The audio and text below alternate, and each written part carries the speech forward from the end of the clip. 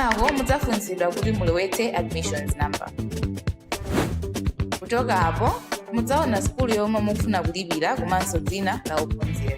Onetsetsani kuti zonse ndizolondola. Pitirirani ndi kuyika ndalama zomwe mukufuna kulipira. Lembani pini yanu ya Airtel Money kuti muvomereze kulipira. Ndipo nthawi yomweyo mudzalandira SMS yotsimikiza kuti zatheka.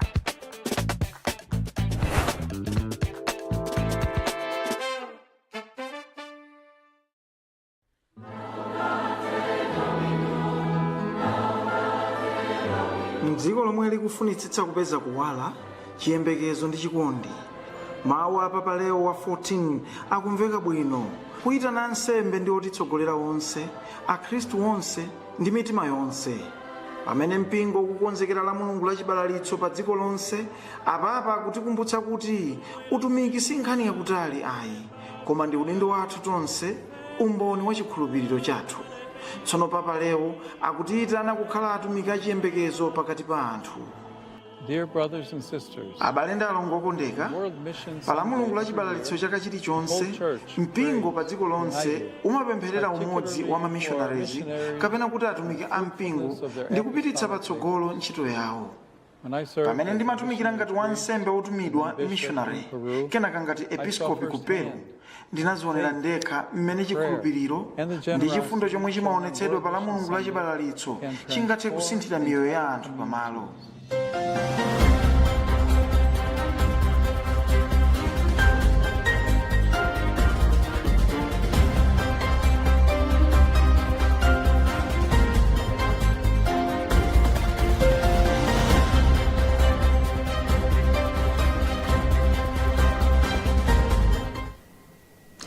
Hoping you all had a blessed Mother's Day. You're welcome to Luntha TV News, broadcasting live from the Bishop Navy Media Center in Lilongwe. I'm Kathy Matura. In a world seeking hope, we begin with a global message from Pope Leo XIV, who reminds the faithful that Christ is our constant strength. Closer to home, we have a call from the Auxiliary Bishop of Lilongwe for Christians to lead in spiritual and community growth. We also mark Global Hand Washing Day with a vital health message from the Minister of Water and Sanitation, and we have the latest on the concerns surrounding the planned relocation of government offices. Here is more on the headlines.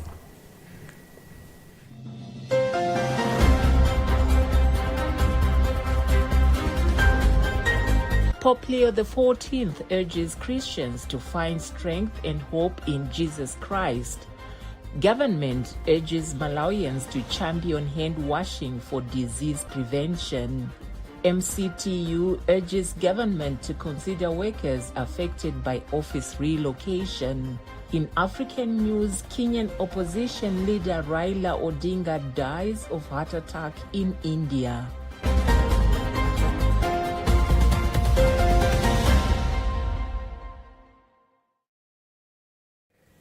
And now we give you the news in detail.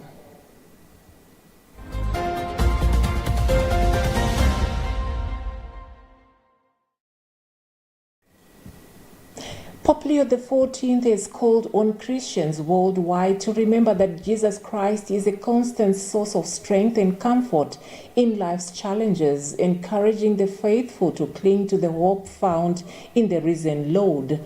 He explained that walking with Jesus brings renewal even amid life's difficulties, satisfying our deepest needs even when the path becomes difficult.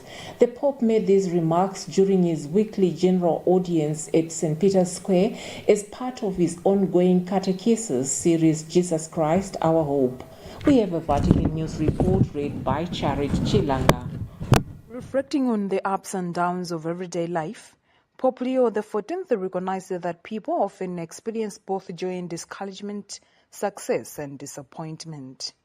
Despite these realities, he emphasized that Christ continually strengthens those who place their trust in him, offering a lasting peace through every challenge.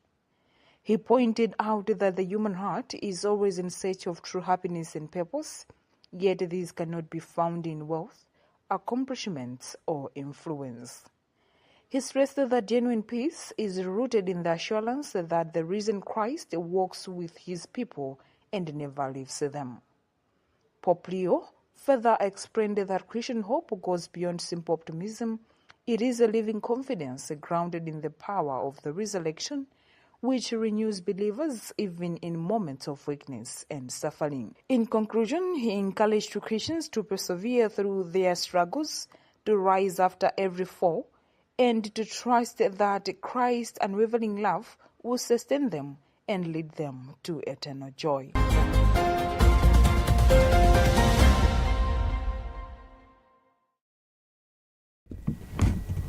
Auxiliary Bishop of the Archdiocese of Lilongwe, Right Reverend Vincent Mwakwawa, has called on Christians at Likuni Parish to take lead in promoting both spiritual growth and community development within the Catholic Church. Bishop Mwakwawa made the appeal on the sidelines of the Feast of Our Lady of the Rosary, the patron saint of the parish. Emmanuel Chiwocha reports.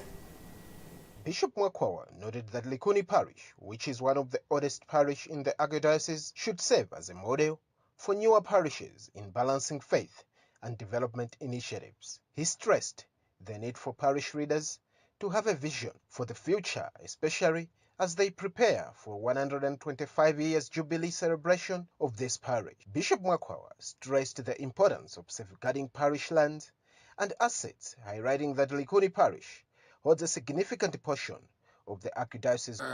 We want Likuni Parish to continue to be a mother and a father, to be able to take care of others. At the same time, we want them also to teach other people, other parishes, a deep and profound faith in prayer, in the Eucharist, love for our Mother Mary, and also taking care of church property.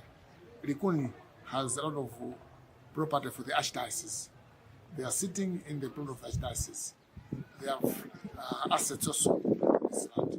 They take care of all the facilities. During the Mass, Bishop Mwakwawa also administered the sacrament of confirmation to 232 children, reflecting continued growth in Catholic community. Parish priest Father Damiano Chita praised parishioners for their unity and active participation, saying it demonstrates strong community spirit. Setting a very good example to other parishes, even other churches, that we can develop our places, we can develop our families, small Christian communities, the church, and the nation at large.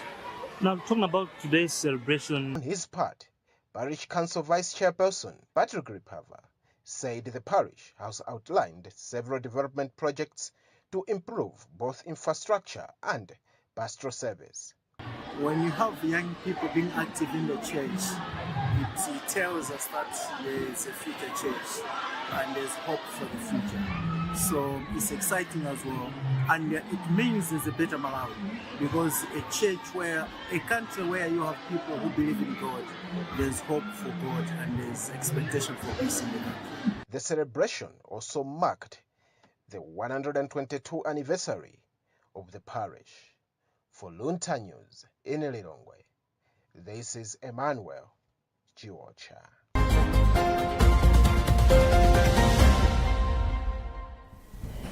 The Ministry of Water and Sanitation has urged citizens to prioritize hand hygiene as a vital measure to prevent the spread of infectious diseases and promote healthier communities. Chief Sanitation Officer Alexander Mangonde made the remarks in an interview with Luntha Television on the sidelines of Global Hand Washing Day, which is observed annually on October 15th. Mangonde highlighted the significance of the day, noting that it serves as a timely reminder, especially for rural communities, that simple practices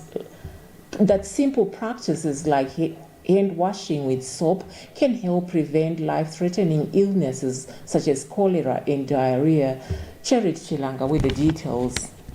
Mangonde explained that Global Hand Washing Day, spearheaded by Water, Sanitation and Hygiene Wash United, highlights the need for community-driven awareness campaigns, particularly targeting areas with limited access to media and sanitation facilities. He stressed that hand washing at 5 critical times after using the toilet, before eating, before preparing food, after handling baby nappies, and before feeding children can prevent up to 90% of fecal-oral diseases. He added that poor sanitation remains a key contributor to recurring cholera outbreaks in Malawi, costing the government heavily in treatment and response efforts. Mangwande also acknowledged the role of various NGOs working with the government to implement washing interventions across the country, adding that sustainable hand hygiene is an affordable but highly effective public health solution. Right, thank you.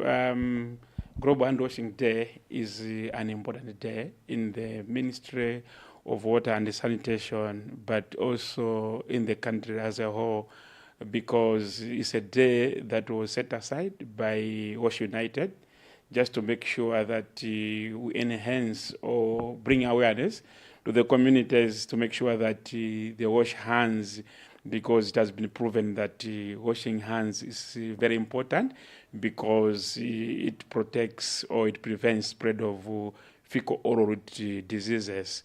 So for us to make sure that the communities, but also the other vulnerable groups are protected, we've been promoting hand washing in the country in all groups, but also specifically targeting the rural communities, because we are all aware that they are not very much closer to the media. So we make sure that we reach each and every corner of the country to make sure that they get this message. Meanwhile, Water and Environmental Sanitation Network Westnet Communications Officer Angela Pili echoed the call for action, saying their organization and its partners are rolling out awareness activities across the country to promote hand washing.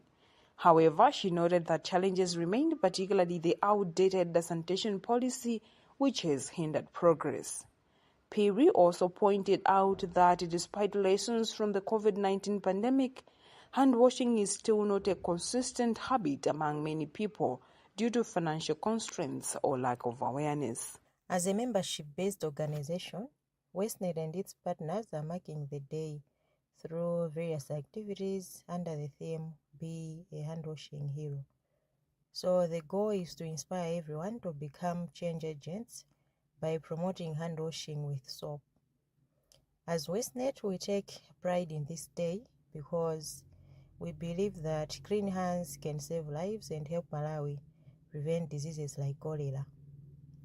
One key challenge has been operating under an outdated sanitation policy, but fortunately enough, the policy is now currently under review and all the processes are almost complete. And once approved, we believe that it will provide a solid foundation for planning and coordination in the sector. We are eager to see it finalized so that Malawi can move forward with clear direction. This year's Global Hand Washing Day is commemorated under the theme, Be a Hand Washing Hero. Currently, the coverage of hand washing facilities with soap is at 19.8% nationally, with 38.5% in the urban and 16.4% in the rural.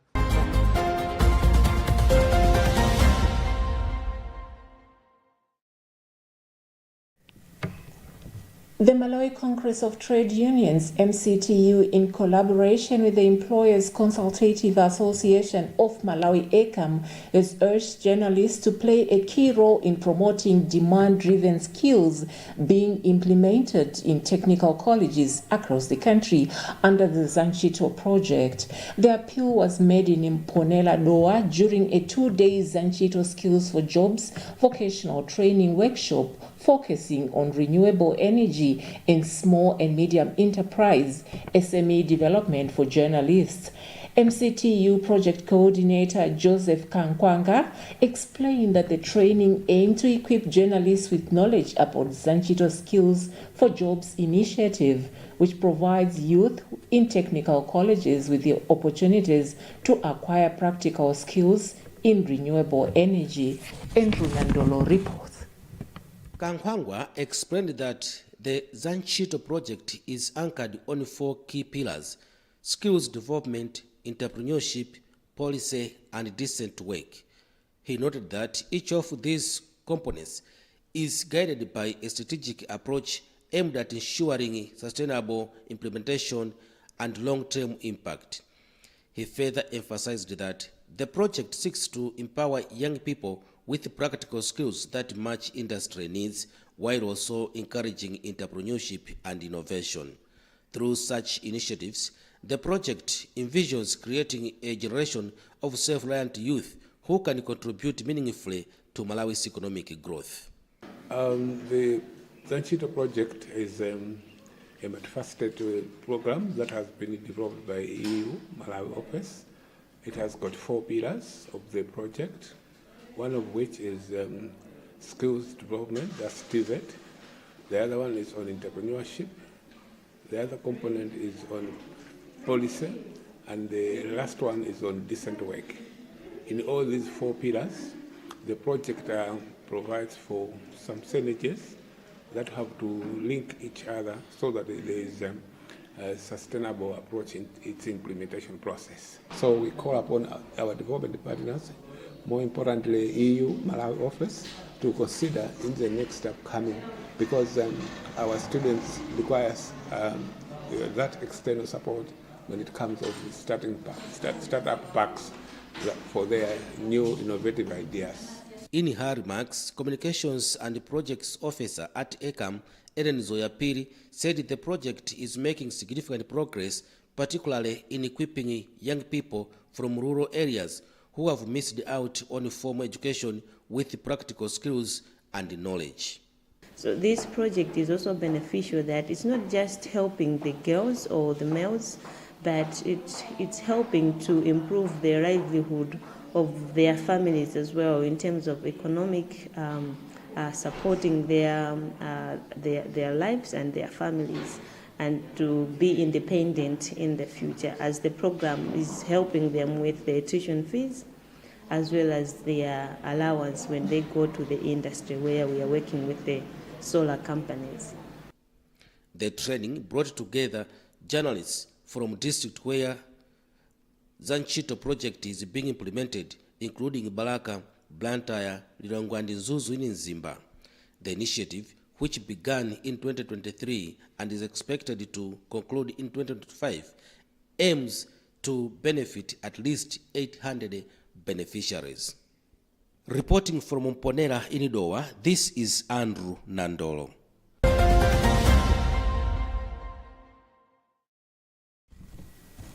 In case you're just joining us, you are tuned on to Luntha TV News, and I'm Kathy Matura. Here are the headlines once again.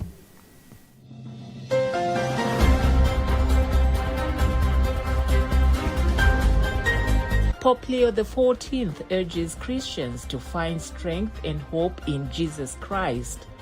Government urges Malawians to champion hand washing for disease prevention.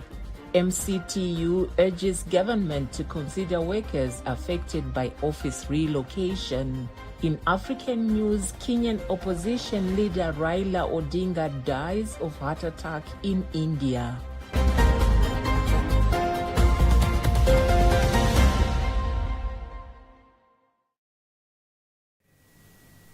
Moving on, Malawi Congress of Trade Unions, MCTU General Secretary Charles Kumchenga has urged the government to take into account the welfare of employees who will be affected by the planned relocation of government offices from Lilongwe to Blantyre. Kumchenga noted that the move could create financial burdens, housing difficulties, and family disruptions for many workers, and called on authorities to put measures in place to address these concerns during the implementation process. More in our report filed by Gift Kalonga.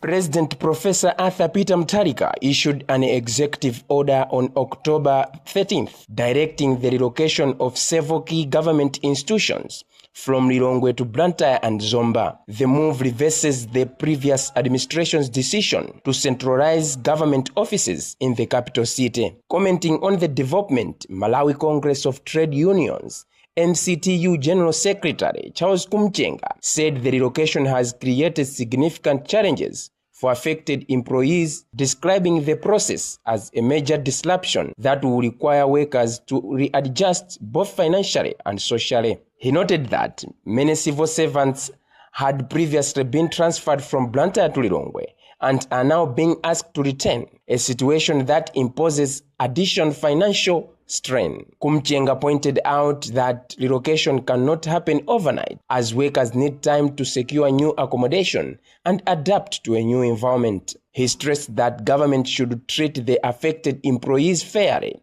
by providing disturbance allowances to help them settle. Kumchenga emphasized that when workers are transferred involuntarily, they deserve compensation to ease the transition. Obviously, that is a disturbance to more especially the employees who had moved from Blantyre to Lilongwe, and again they are moving from Lilongwe to Blantyre. So it's a disturbance. It disturbance in the sense that they will need to reallocate themselves because the movement alone is something that cannot just happen within a day. And let's think of the environment. Kumchenga further urged authorities to consider employees who own homes in Lilongwe, noting that some may face serious housing challenges in Blantyre if not properly supported. The government agencies affected by the relocation include Malawi Communications Regulatory Authority MACRA, the Malawi Electoral Commission MEC, and the Malawi Housing Corporation MHC, all of which will move back to Blantyre. Additionally, the Malawi Prison Services headquarters is being relocated to Zomba. According to the executive order, the objective of the relocation is to promote administrative efficiency, equitable regional development, and improved service delivery across the country. From Luntha News, this is Gift Kalonga.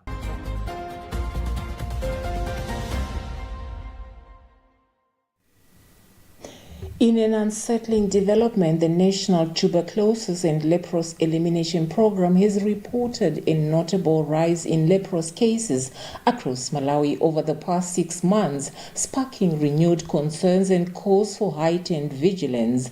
Program coordinator Sunganani Manjolo expressed worry over the trend, urging communities to prioritize prevention and seek early medical attention. Manjolo explains.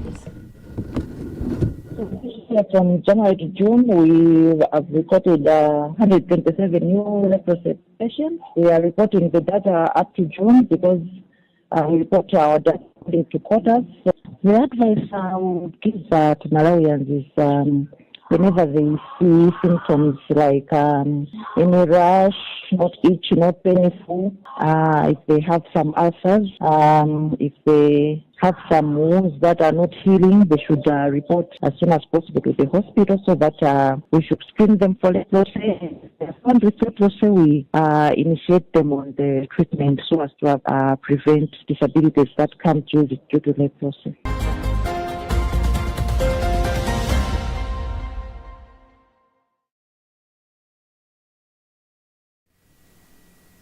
On a sad note, from regional news, Kenyan opposition leader Raila Odinga has passed away from a heart attack in India.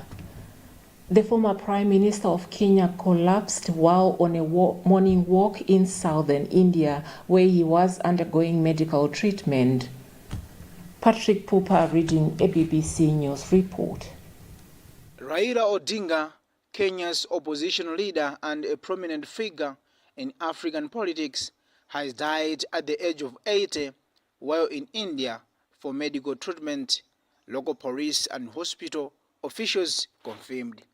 The former Prime Minister, who led 5 unsuccessful presidential campaigns between 1997 and 2022, suffered a heart attack. Odinga's death is expected to leave a major gap in Kenya's political opposition, especially with the 2027 election approaching. According to an Indian police official, Odinga collapsed during a morning walk accompanied by his sister, daughter, personal doctor, and security personnel from both Kenya and India. He was rushed to a nearby private hospital but was pronounced dead. Area reports by Indian newspaper noted that Odinga had been receiving medical care in Kochi Kerala. Born on January 7, 1945, Odinga was the son of Kenya's vice president following independence in 1963. A member of the Luo community, he spent most of his life in politics, enduring periods of exile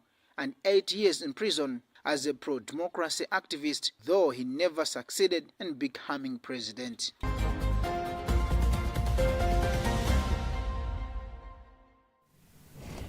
That heart-wrenching BBC report on the passing on of Kenyan leader of opposition Raila Odinga marks the end of this bulletin. But before we go, here are the headlines once again.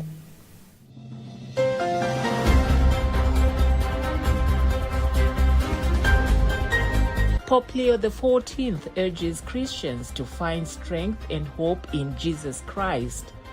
Government urges Malawians to champion hand washing for disease prevention. MCTU urges government to consider workers affected by office relocation. In African news, Kenyan opposition leader Raila Odinga dies of heart attack in India.